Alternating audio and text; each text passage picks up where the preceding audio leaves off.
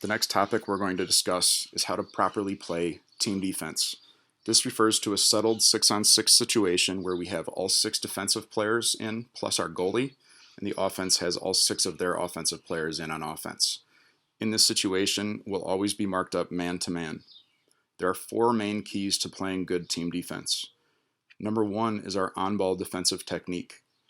And in an ideal world, we will never get beat on ball, and if that happens, there's no need for team defense.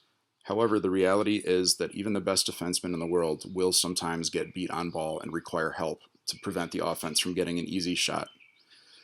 Number 2 is our hot slide. The hot slide is a player who's responsible for helping to stop the dodger if the on-ball defender gets beaten. Number 3 is our cold slide. Our cold slide is a defenseman who's responsible for temporarily covering the offensive player left open by the hot slide when he leaves to help on the dodger. And then number 4 is our recovery, meaning after we slide to stop the dodger and force him to move the ball, how do we recover into a 6-on-6 scenario where everyone is marked up man to man again? A critically important concept for us to understand in order to play proper team defense is the scorer's arc. The scorer's arc is the area that the offense is trying to generate shots from, whether that's dodging to attack the perimeter or feeding to attack the interior. The offense is always trying to generate shots from within the scorer's arc. Defensively, we need to understand the percentages. And generally speaking, if we give up shots outside of the scorer's arc, we're okay with that because they'll either be misses or they'll be shots on goal that are easily saved by our goalie and are equivalent to turnovers. However, we do not want to give up clean shots from within the scorer's arc. So most of what we do on defense with our on-ball technique and our team defensive technique is designed to prevent the offense from getting easy shots from within the scorer's arc. The scorer's arc is the area outlined in this photo, and it extends approximately 12 to 15 yards out from the goal line at about a 45-degree angle off of each pipe. So a very common tactic for teams to use is they will dodge against a short stick defensive matchup. That's because it's extremely difficult to play proper short stick defense and to stop the other team from getting to the scorer's arc if they dodge against him with any sort of space. So a really important thing for us to understand on defense is that, especially if you're a short stick defender, it's okay to get beat. You will get beat sometimes. It happens to everybody. The important part about that is that if and when we get beat, we need to get beat predictably to specific areas of the field, and we need to get beat early enough that our hot slide has time to react and help us before the dodger gets to the scorer's arc and gets his hands free for a shot.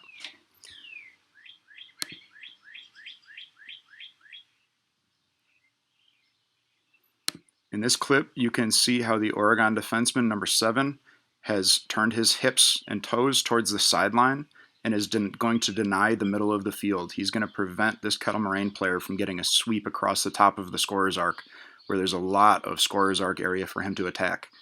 By forcing him to the outside, we're channeling him into attack the elbow of the scorer's arc, kind of the very corner of it. And that's a very small target for the dodger to be able to hit. And it's a lot easier for our hot slide to position himself upfield and to meet the dodger at or before he reaches that elbow. Whereas if the dodger is able to get a sweep across the top, that's a lot more area that our slide and our on-ball defender have to worry about. Understand also that our defenseman is challenging the dodger up at about the top of the box. If he waits and sits in to the top of the scorer's arc or only a couple of yards outside the scorer's arc, if and when he gets beat, our hot slide is not going to have enough time to get to the dodger. So by challenging the dodger up at the top of the box, if he gets beat and we need to send help, our hot slide will have plenty of time and space to get to the dodger before he's able to get to the scorer's arc and get a shot off.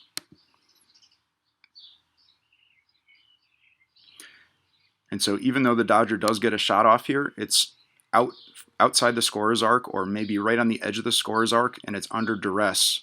And with a good goalie in net, that's going to be a save, which is equivalent to a turnover, and that is good team defense right there. So again, take away the middle of the field, force the dodger to the outside. And another thing is that we're not trying to jam the dodger and stop him from getting anywhere near the scorer's arc. We're trying to give And then once the Dodger picks the direction he's going to go, we're just going to gently redirect his hips with a quick little nudge. And that's going to take him off of his line and force him to just barely miss the scorer's arc and overrun it.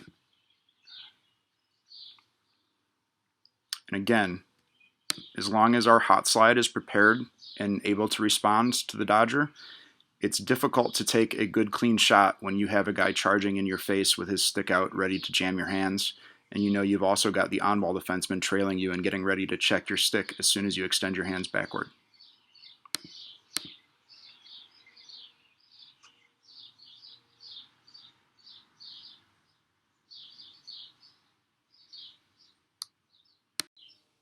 Let's look at another clip of some pretty good on-ball defensive technique.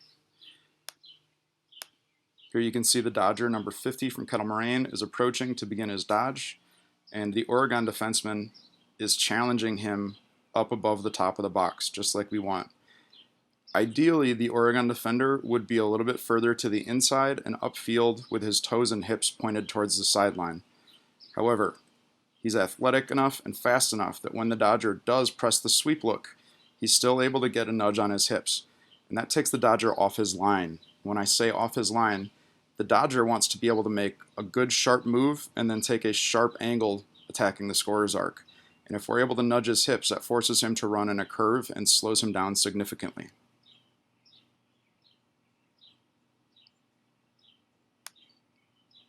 Notice we're not trying to jam him outright and stop him. We're just trying to redirect his momentum so that he misses the scorer's arc.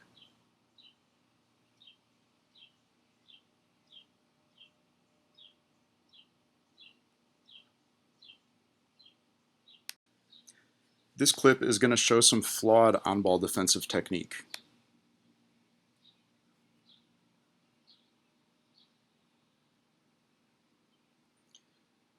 Initially, the Oregon defenseman starts up at about the top of the box, but then he backpedals and gives so much room that by the time he forces the Dodger to pick a direction, he's already sitting in right at the edge of the scorer's arc. And this leads to panicked decisions from the hot slide, and a lot of times we're not going to have enough time to react and get to the Dodger before he gets a shot off.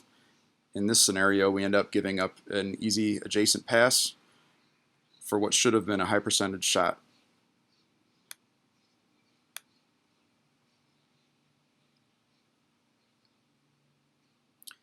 So again, we want to challenge the Dodger up higher and force him to pick a direction on his dodge well before he gets near the scorer's arc.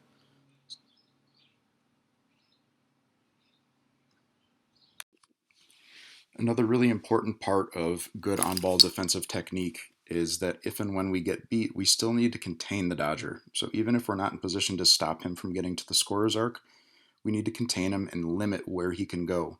And that helps our slide guy arrive and stuff the Dodger. A number of things go wrong in this film clip, but it does a good job of showing why containment is important.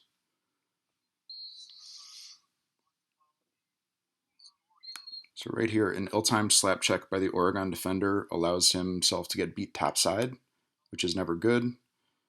And as the Dodger turns a corner, he's clearly going to get inside the scorer's arc and become a threat to score. You can see this Oregon defender is prepared to release as the hot slide. And right now, the Oregon pole, the on-ball defender, is in pretty good containment position. But he panics in a couple of steps and he goes for the over-the-head check and loses containment, and you'll see what happens.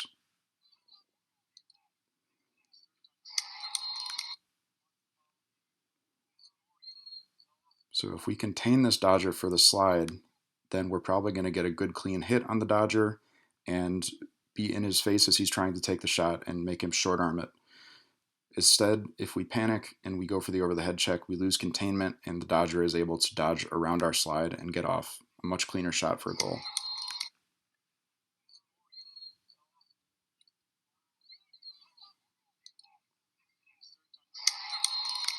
So had he played it properly, the Oregon on-ball defenseman would have simply stayed in the cross-check position and controlled the Dodger so that our slide guy could arrive and stuff him. So far, all of the clips we've looked at have focused on-ball defensive technique. The clips that we're going to look at now are going to focus more on the team defensive aspect of things, meaning specifically our hot slide, our cold slide, and our recovery.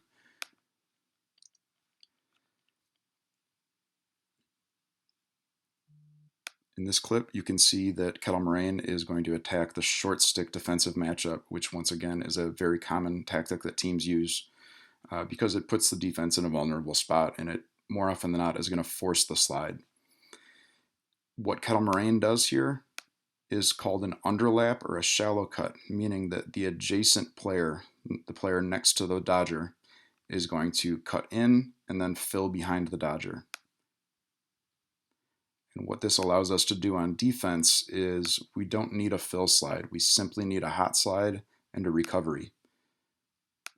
So 3 starts as the on-ball defender, and this player, I believe it's number 5, is going to be the hot slide, who's covering the player that underlaps. We get a hot slide, we get on-ball containment, we're playing his hips, and once the slide arrives to the ball carrier, this now becomes his markup, and the original on-ball defender now needs to peel off and recover and find an uncovered player to mark up on.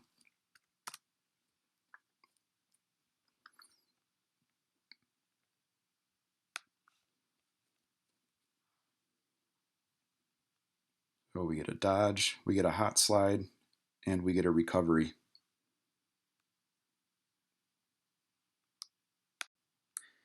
This clip is going to do a good job of showing a hot slide, a cold slide, and a recovery. As you can see, the Sauk team has taken the ball up top. They are targeting a short stick defensive matchup, which is a common tactic, and they've cleared a lot of space within the scorer's arc that they can attack with a dodge. What this does, though, is it packs the off-ball players together enough that it's easy for 2 or 3 of our defenders to cover 4 or 5 of their offensive players in a tight space.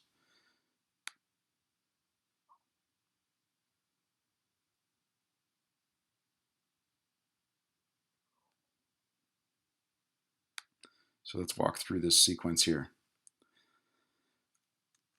Our on-ball defender does a nice job of challenging the dodger upfield far enough that if he gets beat, we can send help and have plenty of time to send help before the dodger can get his hands free in the scorer's arc.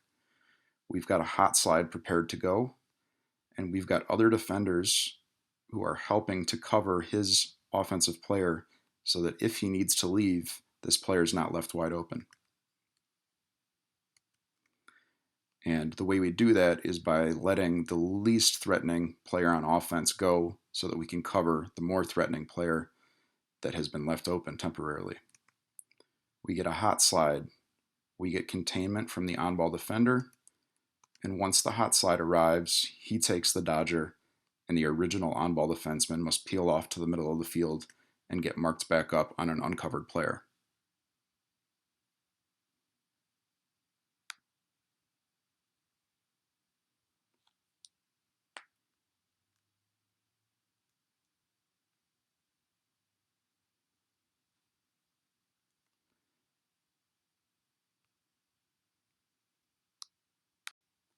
One very common mistake made on defense is sliding when we don't need to slide. Sliding when our on-ball defenseman's not beat or the dodger isn't really threatening to penetrate the scorer's arc and get a shot off.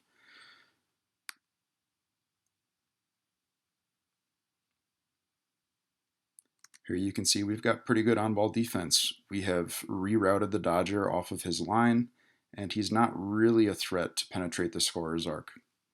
However, the hot slide releases and doesn't communicate that he's going. So not only is he sliding when he doesn't need to, but we're not prepared to cover up the player that he's leaving wide open.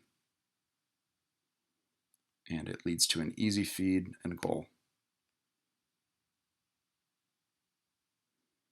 So once again, there's no need to slide here.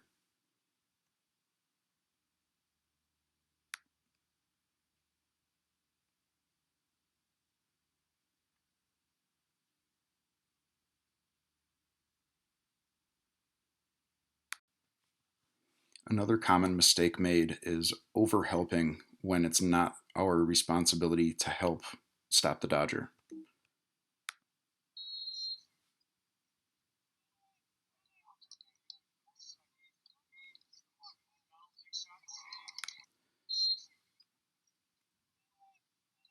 So in this clip, This long pole is the adjacent defender to the Dodger or the on-ball defender. It is not his responsibility to slide and help. However, he gets in that mindset, he forgets about his offensive player, and he overhelps to the ball for no reason. And that gives up an easy pass for a good high-quality shot from the edge of the scorer's arc that we could have easily avoided.